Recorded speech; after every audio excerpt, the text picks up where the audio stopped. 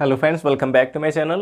Friends, previous video में हमने आपको यूपी बोर्ड क्लास 12 का जो इंग्लिश का सिलेबस है उसमें केवल लिटरेचर वाला पोर्शन आपको बताया था कि आपको कौन कौन से चैप्टर पढ़ने हैं इस बार 2023 में और कौन कौन से चैप्टर्स नहीं पढ़ने हैं।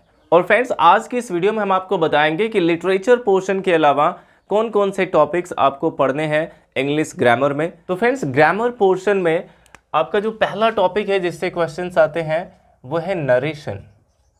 ग्रामर में आपका पहला टॉपिक है नरेशन। नरेशन क्या है? जिसमें हम सेंटेंसेस को डायरेक्ट स्पीच से इनडायरेक्ट स्पीच में चेंज करते हैं। तो ये आपका पहला टॉपिक है ग्रामर का। और दूसरा टॉपिक आपका है सिंथेसिस। दूसरा टॉपिक सिंथेसिस है। और ये सिंथेसिस क्या होता है? जिसमें दो या दो से अधिक सेंटेंसेस को कंबाइन करके हम एक सेंटेंस बनाते हैं। सिंथेसिस क्या है? दो या दो से अधिक सिंपल सेंटेंसेस को कंबाइन करके एक सेंटेंस बनाना ही सिंथेसिस कहलाता है। तो ये दूसरा टॉपिक आपका है। और थर्ड टॉपिक आपका है ट्रांसफॉर्मेशन। ट्रांसफॉर्मेशन। और ये जो ट्रांसफॉर्मेशन है इसका मतलब क्या है?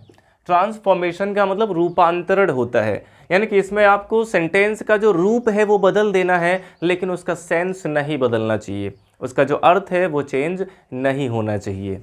वो होता है ट्रांसफॉर्मेशन।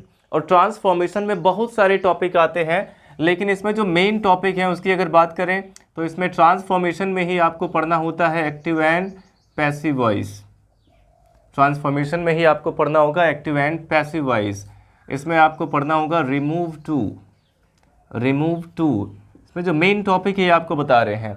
और तीसरा इसमें सबसे इंपॉर्टेंट टॉपिक है degree of comparison. Degree of comparison. तो वैसे तो ट्रांसफॉर्मेशन में बहुत सारे रूल्स हैं, लेकिन एग्जाम में ये तीन टॉपिक से सबसे ज़्यादा क्वेश्चन पूछे जाते हैं, active and passive voice, remove to और डिग्री ऑफ कंपैरिजन, जिसमें positive degree, comparative degree, superlative degree, ये सारी चीज़ें आपको पढ़नी होती हैं। तो ये आपका तीसरा टॉपिक था ट्रांसफॉर्मेशन, जिसमें ये तीन मोस्ट इंपॉर्टेंट टॉपिक हैं। और चौथा टॉपिक आपका है सिंटैक्स।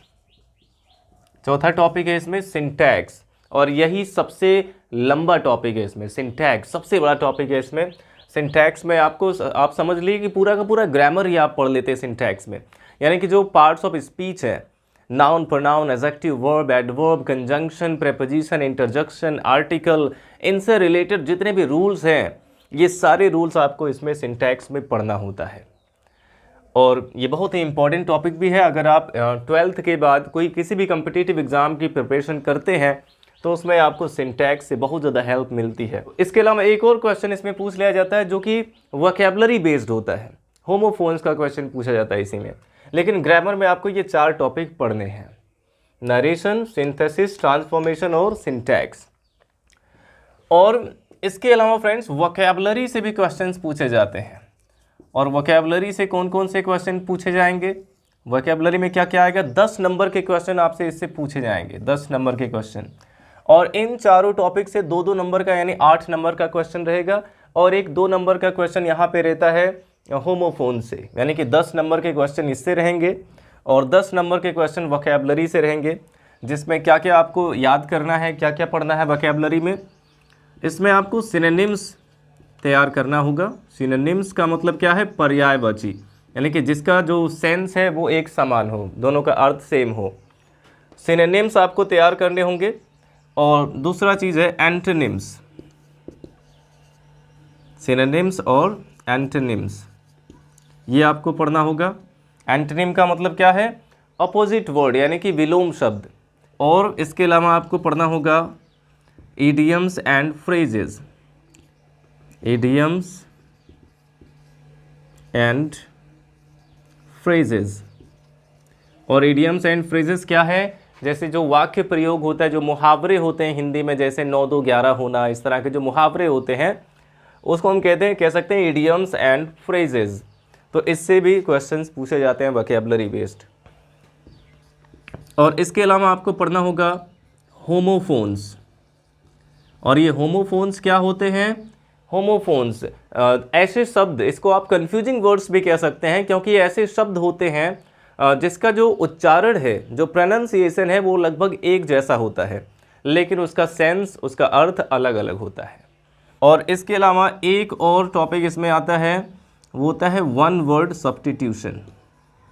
One word substitution. तो फ्रेंड्स वोकैबुलरी से ये 5 तरह के क्वेश्चन आपसे पूछे जाते हैं और ये सभी 2-2 मार्क के होंगे, यानी कि 10 नंबर का क्वेश्चन आपका वोकैबुलरी से पूछा जाता है। तो फ्रेंड्स अगर देखें तो ये 10 नंबर के क्वेश्चन यहाँ से हो गए और 10 नंबर का क्वेश्चन वोकैबुलरी से हो गया, 20 नंबर अभी हुए। और इसके अलावा देखिए फ्रेंड्स, इसमें जो पहला ही क्वेश्चन आपका रहता है क्वेश्चन पेपर में, वो रीडिंग सेक्शन रहता है, जिसमें आपको अनसीन पैसेज एक दिया जाता है। अनसीन पैसेज, ये बहुत ही इंपॉर्टेंट टॉपिक है। अनसीन पैसेज ये भी आपको सॉल्व करने के लिए दिया जाता है, यानी कि कॉम्प्रिहेंशन वाले जो क्वेश्चन होते हैं। और फ्रेंड्स ये अनसीन पैसेज क्या होता है, इसमें आपको एक लंबा पैसेज दिया जाता है जिसको आपको पढ़ना होता है और उसके नीचे दिए गए क्वेश्चंस के आंसर देने होते हैं। और फ्रेंड्स इसमें 5 क्वेश्चन आपसे पूछे जाते हैं। अनसीन पैसेज में आपसे 5 क्वेश्चन पूछे जाएंगे और पांचों 3-3 नंबर के क्वेश्चन रहेंगे। और उसमें से 4 क्वेश्चन ऐसा होता है जो आप पैसेज को पढ़ के या उसमें से छांट के भी लिख सकते हैं जिसका आंसर। लेकिन जो 5वां क्वेश्चन होता है वो वोकैबुलरी बेस्ड क्वेश्चन होता है। इस अनसीन पैसेज में भी जो 5वां क्वेश्चन रहेगा वो वोकैबुलरी बेस्ड क्वेश्चन होगा। उसमें भी आपको उसी पैसेज में ही किसी वर्ड का सिनोनिम या फिर किसी का एंटोनिम या फिर कोई इडियम यूज हुआ है तो उसका मीनिंग, ऐसा क्वेश्चन उसमें पूछ लिया जाता है। तो इस तरह से 15 नंबर का आपका ये क्वेश्चन होता है अनसीन पैसेज का।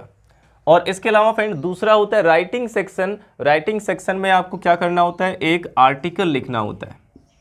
इसमें आपको एक आर्टिकल लिखना होता है, जैसे आप इससे लिखते हैं, और ये आर्टिकल 10 नंबर का होता है। और इसके अलावा आपको एक लेटर लिखना होता है राइटिंग सेक्शन में, लेटर। और लेटर भी ये 10 नंबर का क्वेश्चन होता है। लेटर जिसमें लेटर टू द एडिटर और एक कंप्लेंट लेटर। तो ये दोनों ही टाइप के क्वेश्चन आपको दिए जाते हैं, लेकिन बीच में और लगा होता है, यानी कि या तो आप कंप्लेंट लेटर लिखें या फिर आप लेटर टू द एडिटर लिखें, दोनों में से कोई एक लिखना होता है। तो इस तरह से अगर देखा जाए तो 15, 10, 25, 10, 35 नंबर के क्वेश्चन तो आपके केवल रीडिंग और राइटिंग सेक्शन से हो गए। और 35, 10, 45 और 45 और वोकैबुलरी वाले जो 10 हैं, 45, 10 कितना हो गया, 55 नंबर के क्वेश्चन। और फ्रेंड्स इसमें एक और क्वेश्चन आपसे पूछा जाएगा जो कि होगा ट्रांसलेशन। तो इसमें आपको एक हिंदी का पैसेज दिया जाता है जो कि बहुत लॉन्ग नहीं होता है, 6 से 7 सेंटेंस होते हैं। तो ट्रांसलेशन में आपको एक हिंदी का पैसेज दिया जाएगा जिसे आपको इंग्लिश में ट्रांसलेट करना होता है और इसके लिए 5 मार्क्स अलॉट किए गए हैं, यानी कि 5 नंबर का ये क्वेश्चन होता है ट्रांसलेशन का, 5 नंबर का क्वेश्चन। तो ये 55 और ये 5, 60, कुल मिला के ये 60 नंबर के क्वेश्चन आते हैं लिटरेचर को छोड़ के। यानी कि अब लिटरेचर पोर्शन जो हमारा है उसमें से आपको 40 मार्क्स के क्वेश्चन पूछे जाते हैं, 40 मार्क्स के क्वेश्चन लिटरेचर पोर्शन से। और ये जो टॉपिक्स यहाँ पे आपको बताए गए हैं इसमें से आपके 60 मार्क्स के क्वेश्चंस आएंगे एग्जाम में। तो फ्रेंड्स आई होप अब आपको बिल्कुल क्लियर हो गया होगा कि आपके एग्जाम में ग्रामर पोर्शन से किस तरीके के क्वेश्चंस आने वाले हैं और कितने कितने मार्क्स के आने वाले हैं, आपको तैयारी कैसे करनी है। तो वीडियो अच्छा लगा हो तो लाइक करिएगा, और अगर आप हमारे अपकमिंग वीडियोज़ भी देखना चाहते हैं तो चैनल को सब्सक्राइब जरूर करें और अपने सभी फ्रेंड्स के साथ शेयर करें। तो मिलते हैं आपसे नेक्स्ट वीडियो में नेक्स्ट टॉपिक के साथ, तब तक के लिए बाय बाय।